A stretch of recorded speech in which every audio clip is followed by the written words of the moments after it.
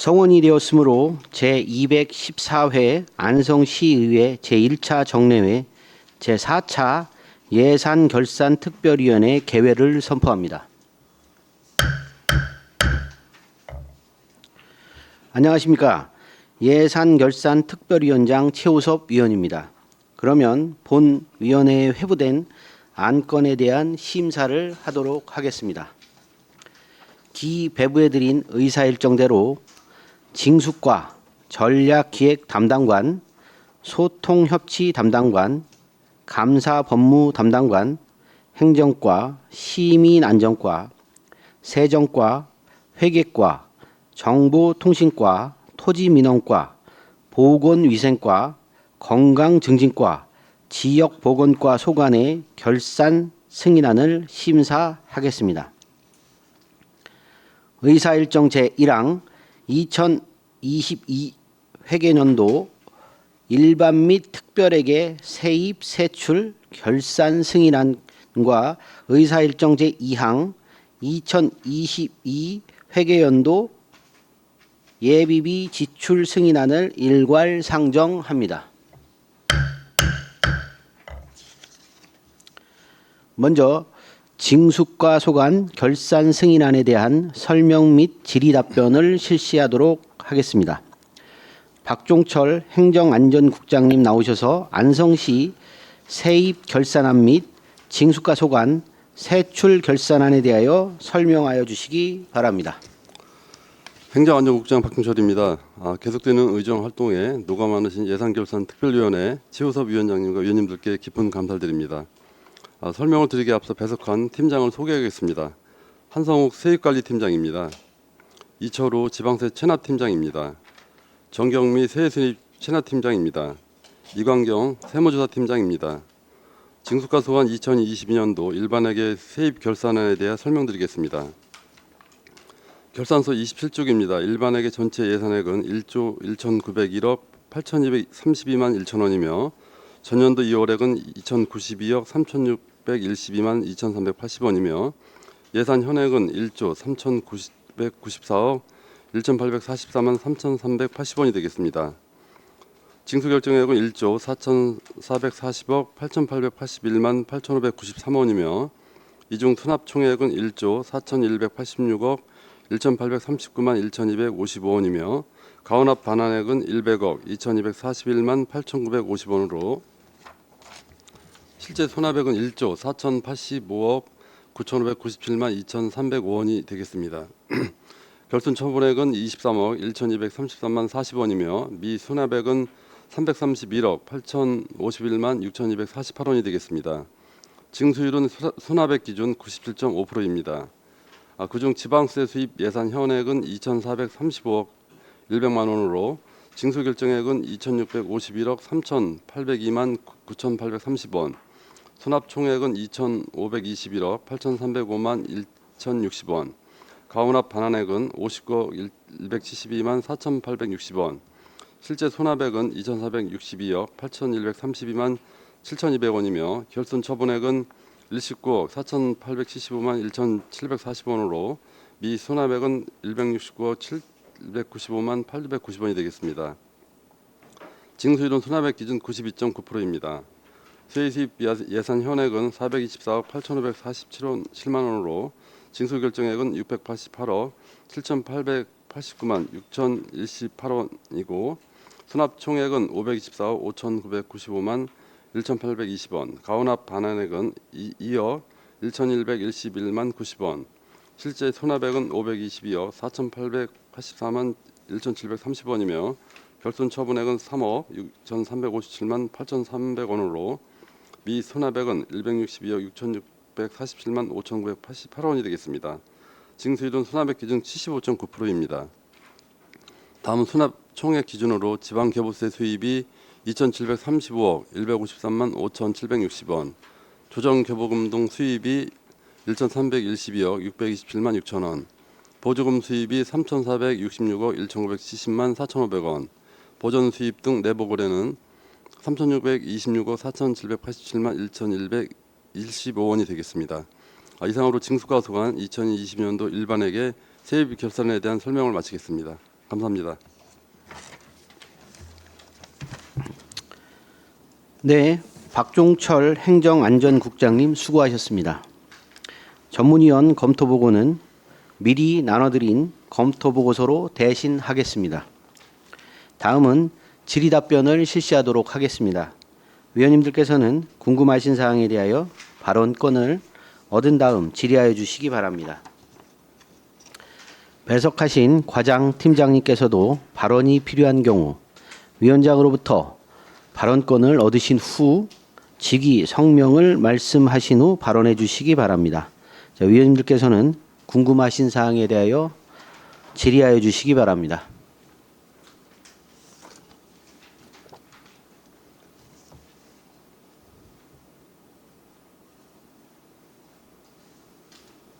네, 황윤희 의원님. 네, 그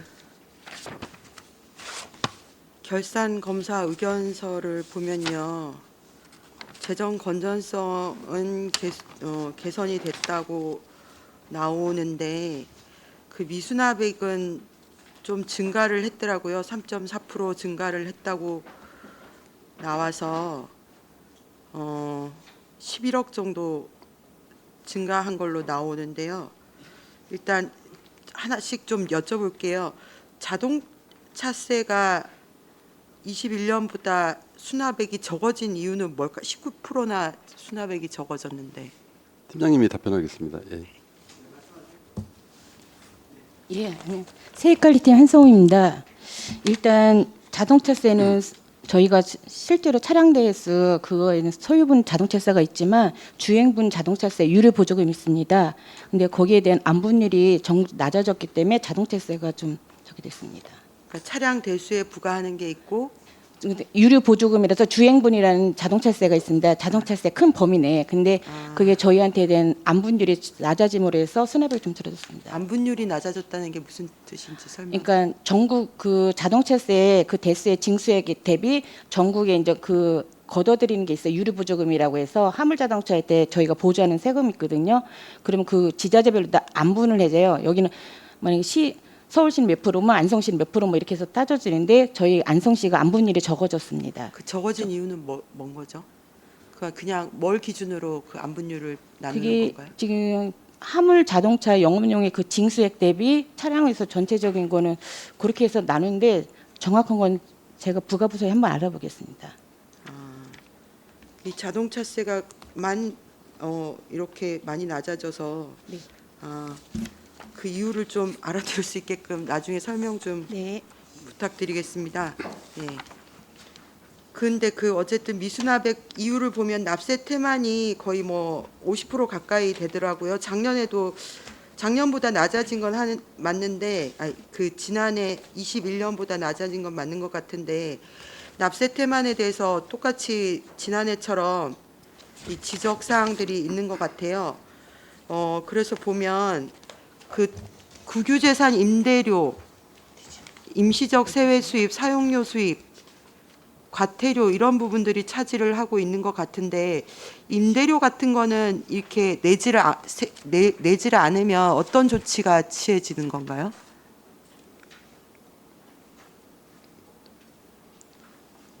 저희가 추가로 또 독촉고지서 내보내고 압류까지 합니다. 예. 압류 같은 게 네. 이루어지는 네, 거긴 하는 건가요? 예. 저 징수가 그 결산 보면 체납자 실태 조사가 있고 체납자 실태 조사에서 집행 잔액이 2,100만 원 정도 되고 탈루 은닉 세원 발굴 과세 강화가 있는데 이 300만 원밖에 안 되더라고요. 이게 어디에 지출되는 건가요? 은닉 세원 발굴 과세 강화 어떻게 쓰이는 건가요?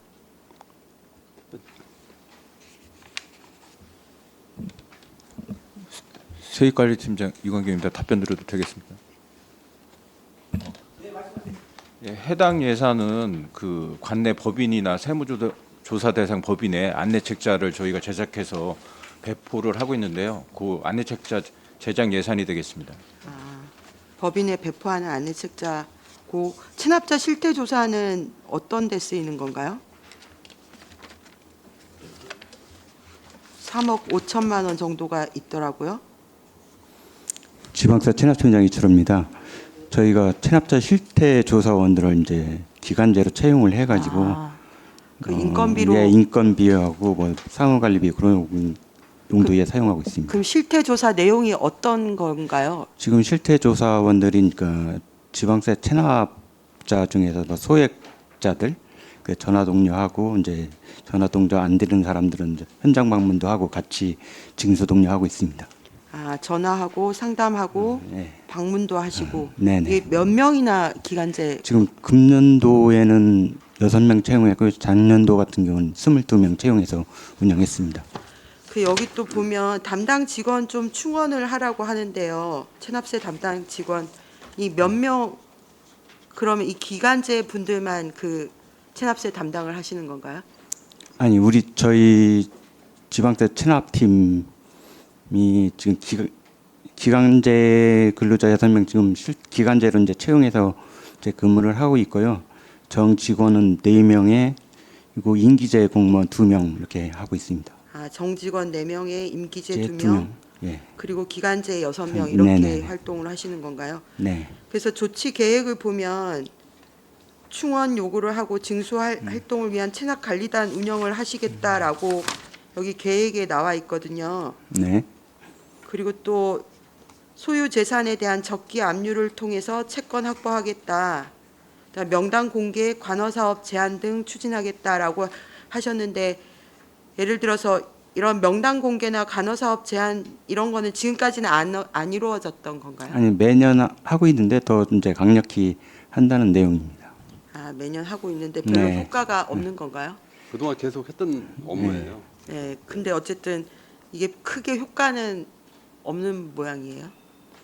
체납 처분 중에서 관어사업 명단 공개 그런 건 이제 고액 체납자고요. 실질적으로 이제 체납 처분 효과는 뭐 급여라든가 예금 압류 그런 게 가장 효과가 있습니다. 그 압류는 보통 몇 건 정도 잘 몰라서요.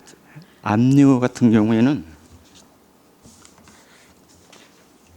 재산이나 뭐 다 예금 압류 포함해서 말씀하시는 건가요? 예. 건수가 상당히 많을 텐데. 아, 상당히 많은 건가요? 상당히 많죠. 예. 압류가 이루어지면 보통은 다 체납이 해소가 되나요? 그거 납부해야지 그게 풀리니까 되게 효과는 있어요, 사실. 근데 압류는 할 수 있는 기준이 어디까지 뭐 그런 기준이 있는 건가요? 저희가 이제 납기 후에 이제 독촉 끝나면 그때부터 이제 압류할 수 있습니다. 아, 액수가 얼마든 그런 기준은 없는 건가요? 기준은 없는데 이제 그 사람 체납 현황을 보면서 소액이라도 막 여러 건 체납되고 그러면 압류를 하고요. 금액 기준으로 한 뭐 50만 원 이상 그 정도 되고 그러면은 이제 징수 동료하고 압류를 합니다.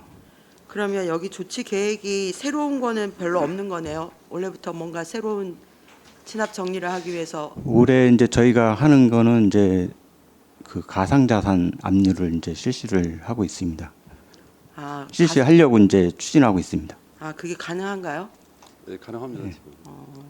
저 그- 중개소가 있어요, 중개소. 중개소에다가 의뢰를 하면 직접은 못 하고 그 사람들 인적 사항을 주면 그 사람이 가상자산이 있는 거에 한해서 알려주면 저희가 거기 직접 압류하려고 올해부터 처음 시도하는. 그 고액 체납자라고 하시면 어느 정도 액수가 돼야 고액 체납자라고 보는? 저희가 고액 체납자를 이제 500만 원 이상 이렇게 관리를 하고 있는데요. 그러면 그 명단이 몇 명 정도 되나요? 고액 체납자가?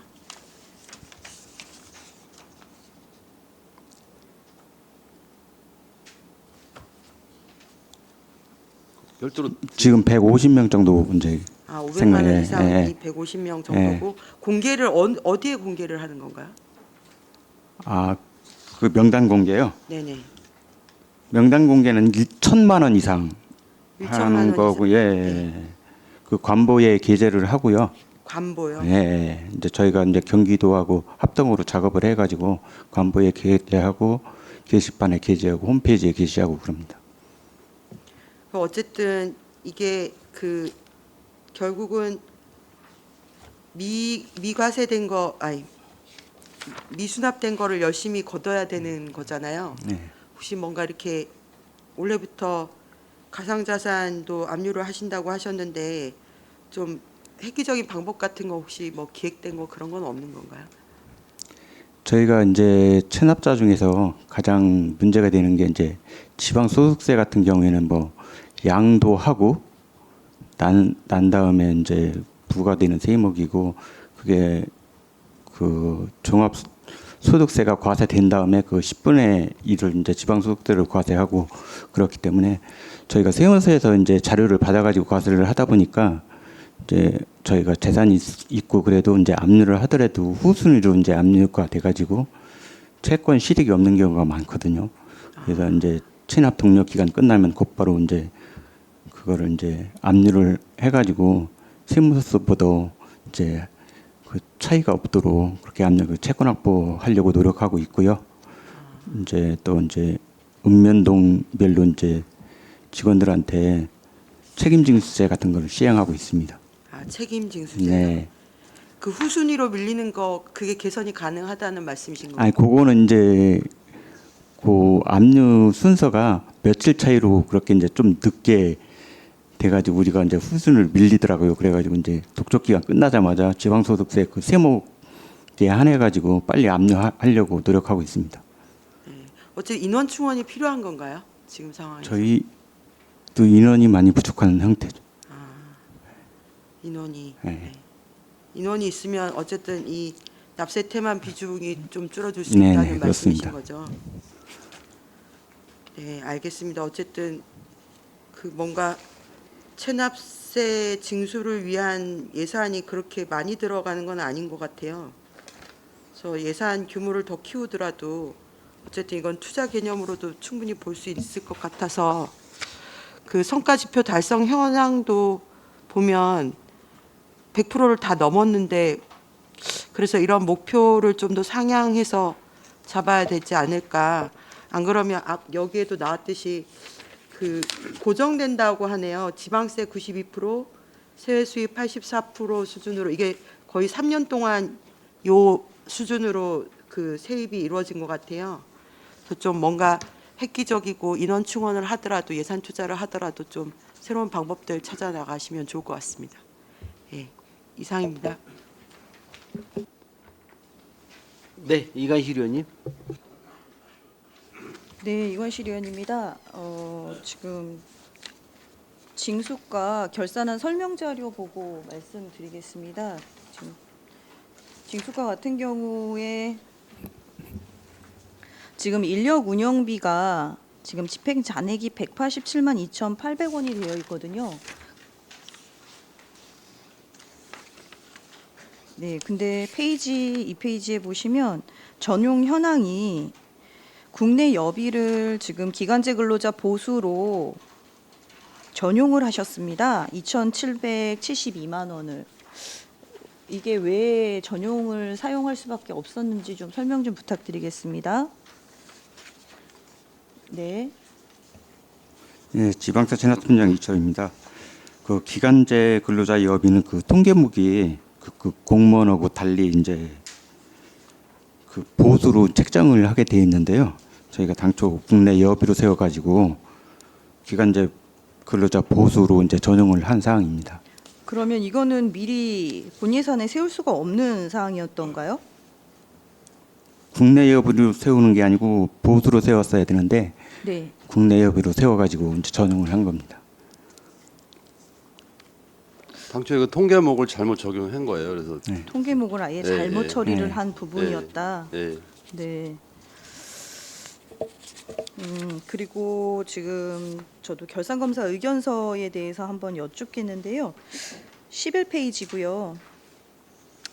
지방세 연도별 미수납액 현황 분석을 보니까 이제 여기에 나와 있는 것 중에서도 이제 자동차세가 미수납액이 좀 더 늘었습니다.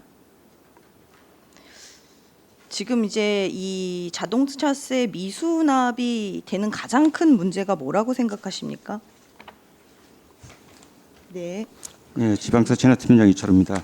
자동차세 같은 경우는 대포차라든가 그 폐차 말소하고 이제 과세되는 자동차세가 원래 후불제로 해가지고 소유권 이전이나 폐차 말소하면은 그 이후에 이제 자동차세가 일할 계산에서 과세되기 때문에 그런 거에 대해서는 납세 태만이 많이 있습니다. 그럼 그게 차지하는 비율이 한 어느 정도 될까요? 그 자동차세 같은 경우는 대포차라든가 명의가 있는데 다른 사람으로 된 거 그런 게 상당히 많습니다. 한 30% 정도 된다고 보시면 되겠습니다. 그러니까 이제 자동차세 같은 경우는 제가 이제 그 한번 인터넷에 좀 검색을 좀 해봤더니 자동차세를 못 내는 가장 큰 이유가 33%가 고지서를 분실하거나 납부 시기를 놓치는 경우, 한 25%가 한 납부 능력이 부족한 경우, 그다음에 이제 25%가 세금 부과에 불만이 있거나 아니면 고지서가 미송달 또는 받지 못했거나 일부러 이제 안 내시는 경우에 들어간다라고 이제 대략적으로 이제 그렇게 통계적으로 나오더라고요. 근데 사실은 제가 이제 여기서 말씀드리고 싶은 거는 자동차세 미납이 이런 부분이 이제 문제가 있다라는 건 우리가 이제 이 책을 보면 다 알 수 있는데, 중요한 건 내년도 본 예산을 이제 반영을 하실 때 또 준비를 하셔야 되는 거 아닙니까? 그래서 사실은 지금 우리가 연납 할인이라는 제도가 있죠. 네네. 근데 이제 작년까지는 10%였고 네. 현재는 지금 7%로 네네네. 되었죠. 근데 이게 24년에는 5%, 25년 되는 3%가 되는데, 결과적으로는 이제 고금리가 계속 유지가 된다라고 하면 이제 미리 낼 필요가 좀 없어지지 않을까. 그래서 이제 이게 이제 6월, 12월이 징수되는 달이죠. 네네. 결과적으로는 연납을 하셨던 분들도 6월, 12월이 되면 낼 수 있는 분들도 있겠지만 잊고 지나가시는 분들도 꽤 많으실 것 같거든요. 그래서 제가 예상을 하는 거는 올해까지는 그렇지만 내년에는 5%가 되면 저도 좀 고민할 것 같습니다. 지금 저도 연초에 내기는 하는데 여기에 대해서 어떤 조치사항이라든가 아니면 앞으로 어떻게 해야 되겠다라는 계획이 혹시 있으십니까? 자동차세 부과는 그 세종가에서 이제 하고 죄송합니다. 그러는데요. 네네.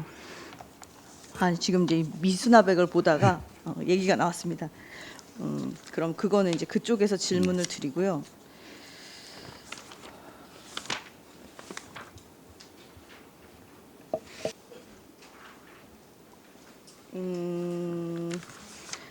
같은 책자에 지금 29페이지, 28페이지, 29페이지인데요. 아까 얘기를 하셨던 부분 중에서도 지금 이제 개선 권고 사항에 대해서 한번 여쭙겠습니다.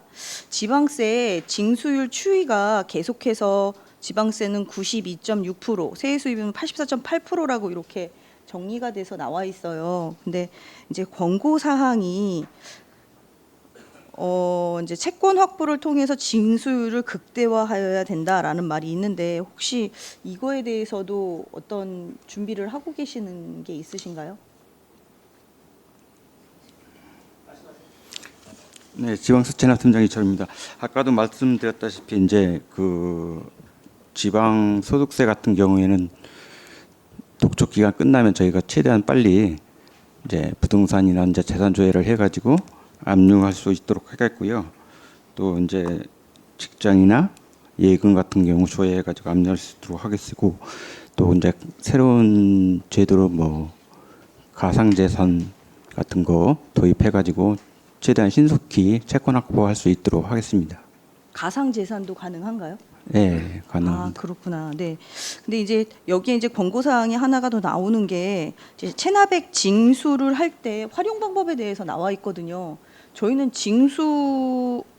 체납액 징수를 할 때 어떤 정보를 가지고 어떻게 저희가 하고 있는 거죠?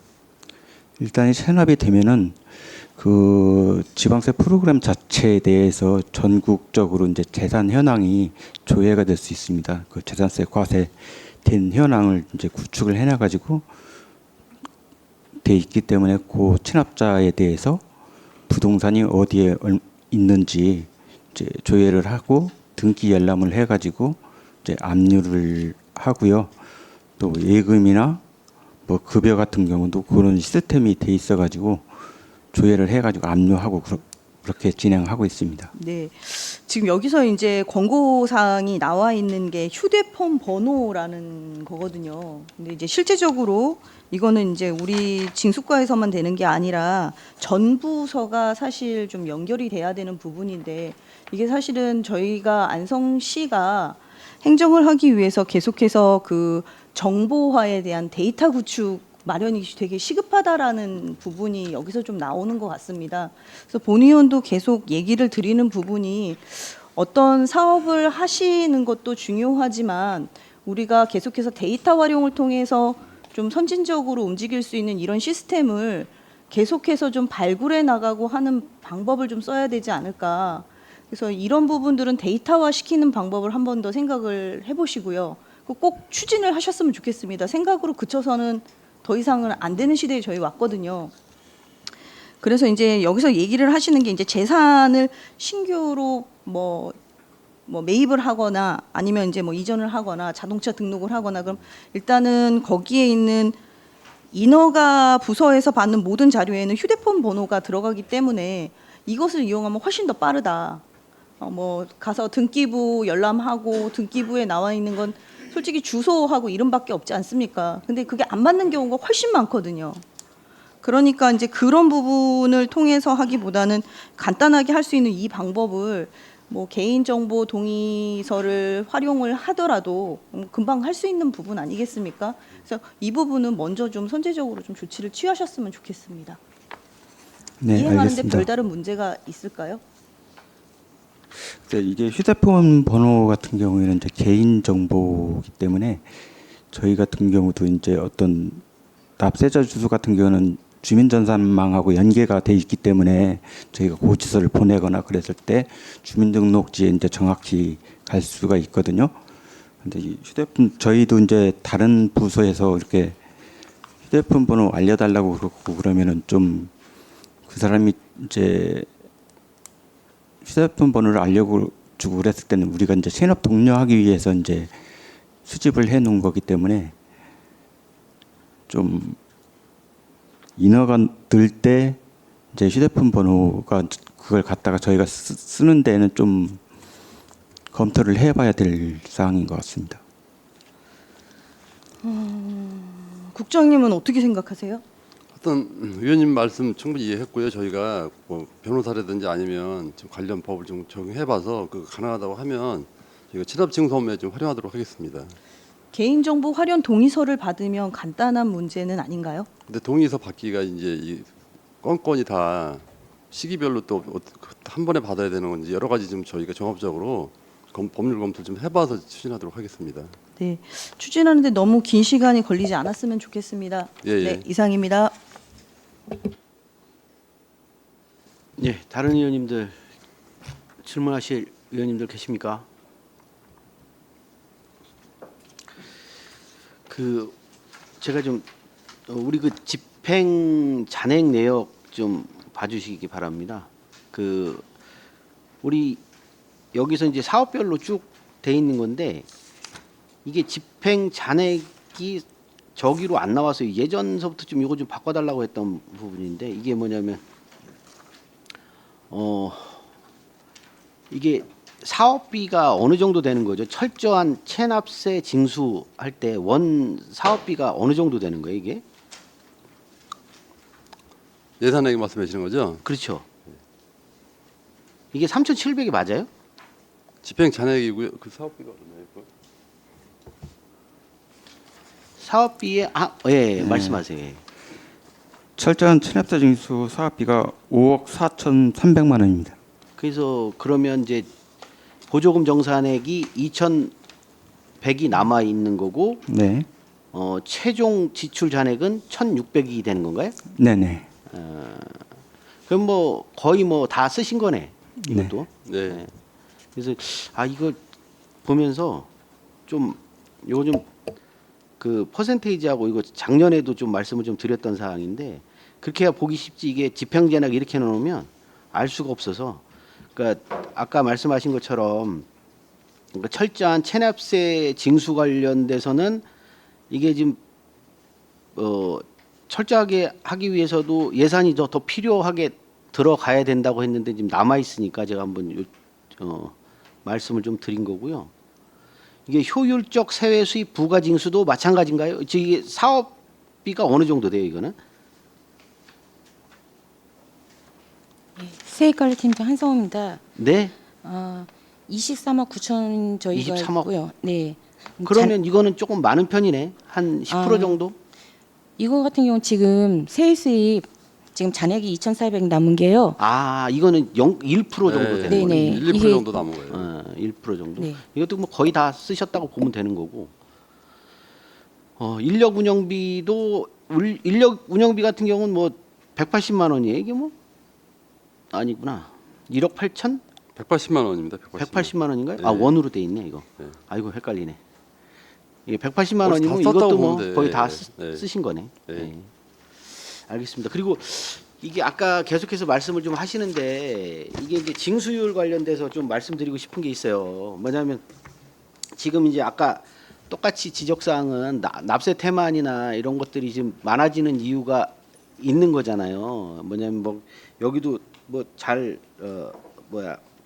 보고서에도 잘 나와 있지만 뭐 경기 침체 뭐 이런 뭐 세외 수입 징수가 어려움 뭐 이런 것들이 다 있는데 이건 뭐 예상이 가능한 거잖아요. 근데 올해는 좀 더 심할 거라고 보는 거죠.